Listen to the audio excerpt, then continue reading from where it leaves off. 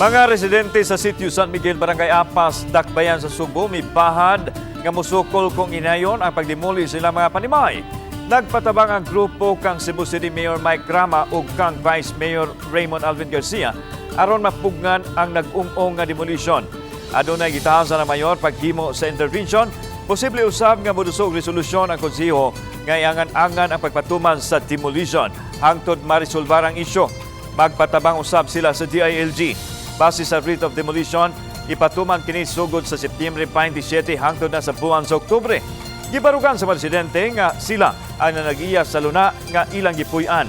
Dulaan sa 200 ka mga Pinoy-anan ang ma-appeal sa demolition. We have been following the government for a very long time. No, if the government will say nga manghawa na may diha tungod kay gi-follow nila ang balaod, edi manghawa mi.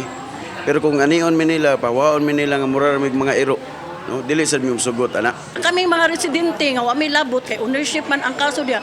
Nganong kami mo ilang siging-siging. Dili sa nato ipa-implement ang maong court order kay mula gina there are some legal issues that have to be ironed out first, and at the same time kami dili sa Cebu City Government wala pa in town tay relocation site for them, no, and usually di magyuta mang demolish kung wa pa tay relocation site. Siguro sir, ang mahitabo bloody gina nga demolition bali gitawag nato kay musukol man gyud ang mga katawhan kay matawag man natog illegal ang ilang gihimo.